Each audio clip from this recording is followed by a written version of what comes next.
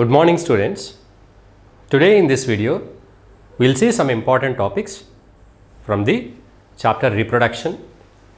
So the reproduction chapter we have different topics like reproduction in different organisms, in unicellular organisms, reproduction in plants and reproduction in human beings.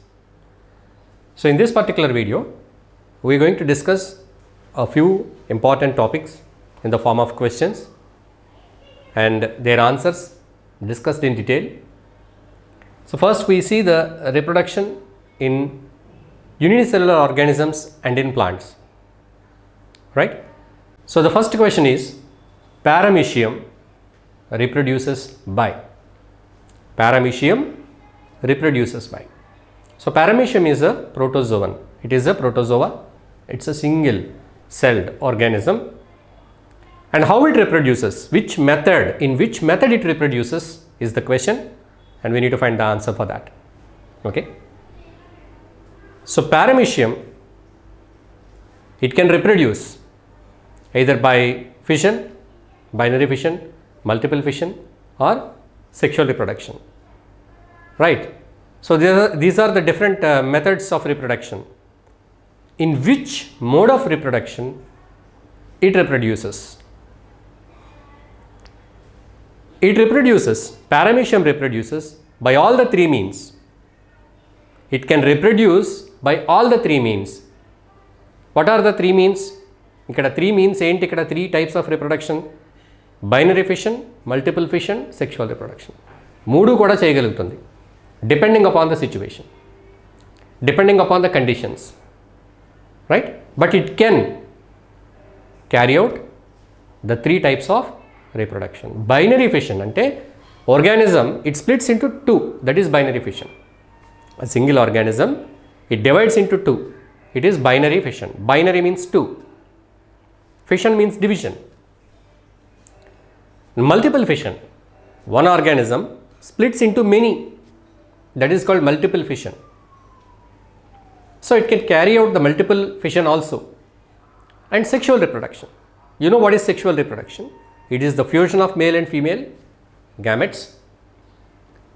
So there is a mixing of genetic material and new individuals are produced, right? So it can reproduce by all the three means. So that is the answer is, it can reproduce by binary fission, multiple fission and sexual reproduction. The second question, the organism that reproduces by fragmentation.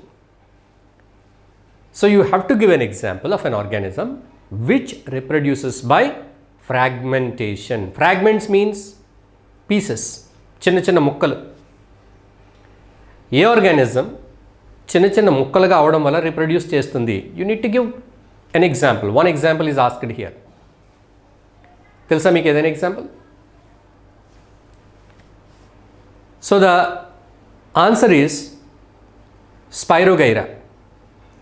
So Spirogyra, it is an algae group ki chendina oka organism. It is an algae, Spirogyra.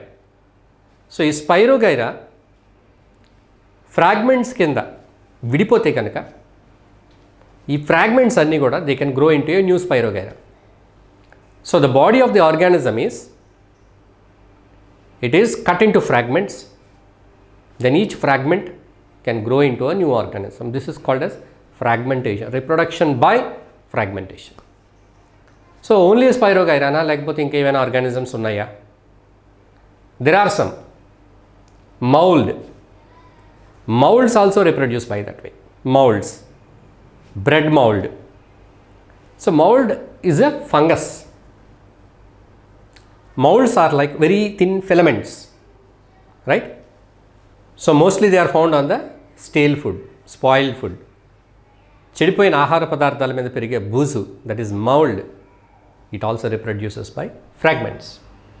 And lichens also reproduce by fragments. And flatworms, they are the parasitic worms. Flatworms అనేవి parasites కింద ఉంటాయి humans లోను other animals లో. These worms also, if they are cut into pieces, they are divided into bits, fragments, each fragment can grow into a new organism. So what are the examples of fragmentation here? We see that Spirogyra, mold, lichens and flatworms.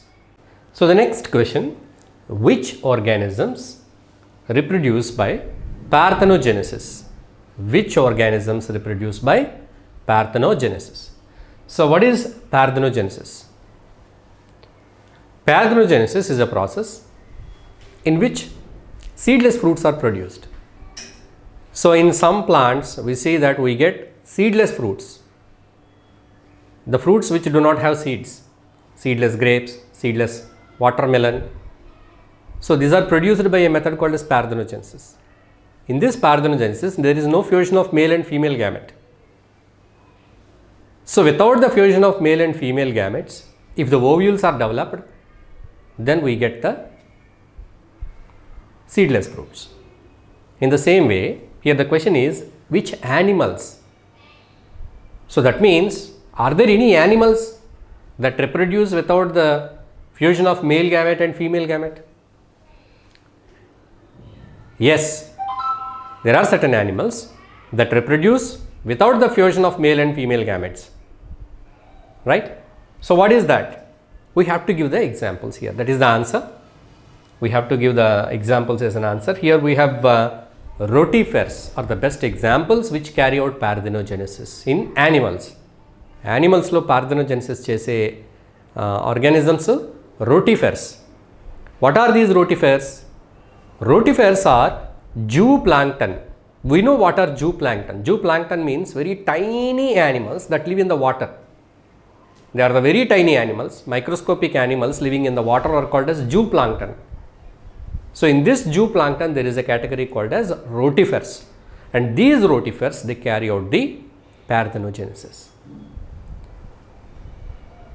So apart from these rotifers, are there any other animals that reproduce by this parthenogenesis? Yes, they are. Wasps, honeybees, ants. In these creatures also sometimes we see parthenogenesis. Sometimes ants they produce without fertilization, right? So in animals also we find this parthenogenesis by which animals reproduce. Let's see the next question. In which method of vegetative propagation thousands of plants are produced in less time? In which method of vegetative propagation thousands of plants are produced in very less time, right? So there are different methods of vegetative propagation like layering, grafting, stem cutting, root cutting, all this. But in which method thousands of plants are grown in less time? The answer is tissue culture. So tissue culture, we are collecting only the tissue, a group of cells from a plant. We are just collecting a group of cells, tissue, right? So in tissue culture, from a plant, a group of active cells are collected, and these cells are grown into a new plant. But how do they grow? They cannot put this group of cells directly in the soil. If you put a group of cells, a bunch of cells from a plant and put it in the soil, the cells will catch the fungus and they die. They cannot grow into a plant. So these cells are carefully taken into some kind of special equipment. So these special equipment, it contains some medium to grow the cells, to grow the tissue. And this medium, it contains some enzymes in it. And this medium is kept in a controlled condition, hygienic condition, germ-free condition. It should be free from fungus, virus, bacteria. Otherwise, the tissue will be infected. So in such conditions, this tissue is carefully grown into a plant. But just by collecting few group of cells, you can grow so many plants. So you will be growing thousands of plantlets. Once they reach certain stage, then they can be planted in the soil. In this way, in very less time, thousands of plants are propagated. So there is a plant, it's a very rare plant, its qualities are good, its production is good, everything is good. you want the same plant in 1000 in numbers, then you cannot follow the stem cutting or root cutting. Then you can take the tissue of that and you can grow a number of plants similar to this plant. So this is the advantage of tissue culture. And do you know what are the different plants that are grown by tissue culture? So they use rubber trees. They have very good commercial value. Rubber, cassava, yam, sweet potato and tomato. In all these plants the tissue culture is applied. Not only this, many more plants which have great commercial value, in that case tissue culture is applied. Let us see the next question. Which plant propagates by natural vegetative propagation of stem? Naturally, it's not the artificial vegetative propagation. Example we have to give that. We can take the answer Vallisneria. So Vallisneria, it has got a weak stem. So this weak stem, it touches the soil, and so the part of the stem at which a node is present, if that part is exposed to the soil, there it produces roots. And if the stem is cut into two, then the cut part, it can grow into a new plant. So in this way, Vallisneria can propagate through its stem, right? So we call these kind of stems as stolons. They have weak stems and they produce the new roots at the nodes and they propagate, right? Let's see the next question. Now the next question is, in the process of grafting, the part of the plant that is fixed to the soil is called as. So in grafting, two plant parts are used. So two plants are joined together, that is grafting. Now here the question is, the part of the plant that is fixed to the soil. So one part is fixed to the soil, the other part is brought and attached. Okay.